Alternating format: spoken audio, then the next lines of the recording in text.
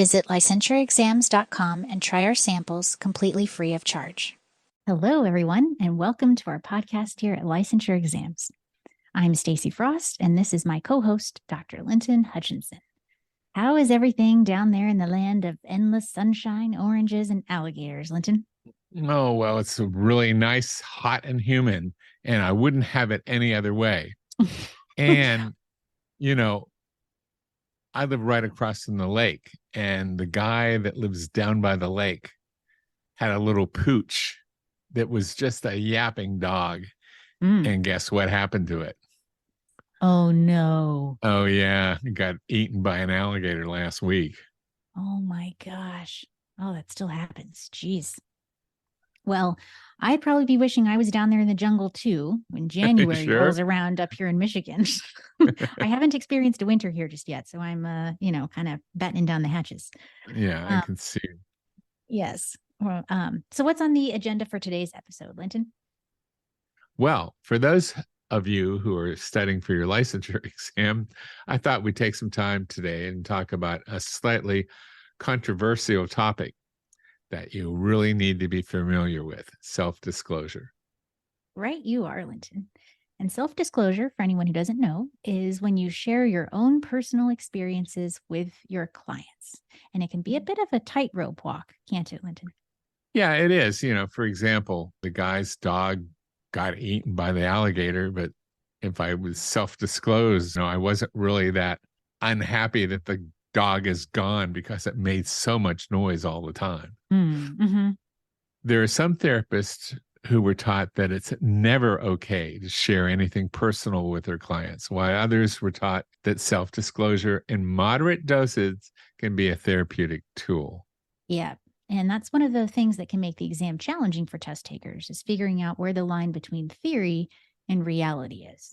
Mm-hmm. Well, regardless of what side of the fence you find yourself on in real life, self-disclosure can be a therapeutic tool and is appropriate to use in therapy if you follow certain guidelines. I see. Yes, bit of a caveat. So Yeah. It sounds like we're getting into that realm of ethics where you need to weigh the benefits and the risks of your actions before determining the best way to move forward.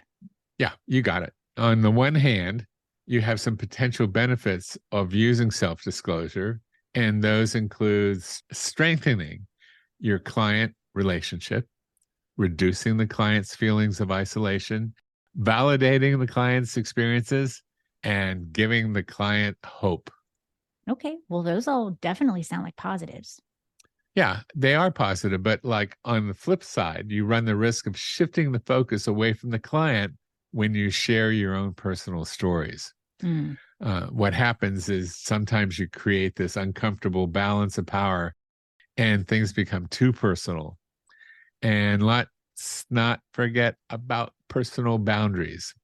If you start blurring the lines there, then you may open yourself up to a date with the ethics board.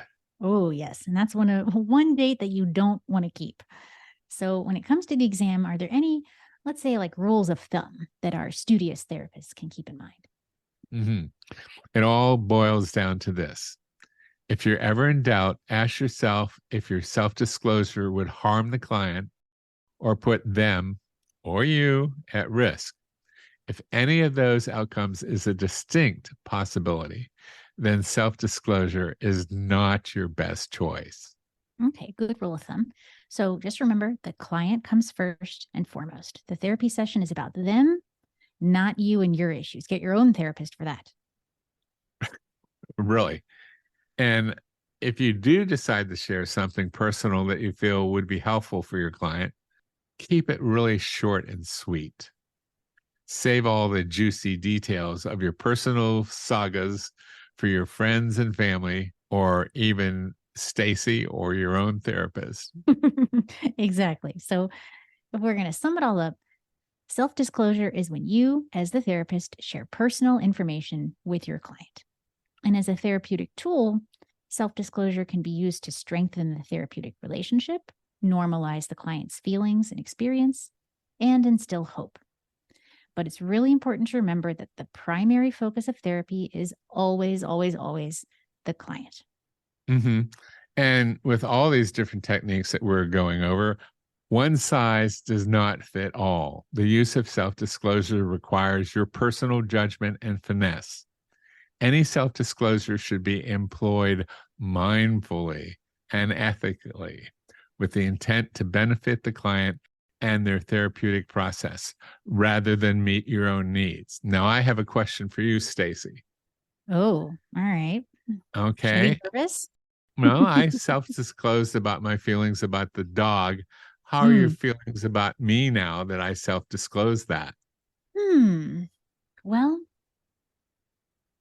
I think I'm kind of with you. I would, there gets a point where all the yipping and all the craziness and stuff, you just kind of want it to go away.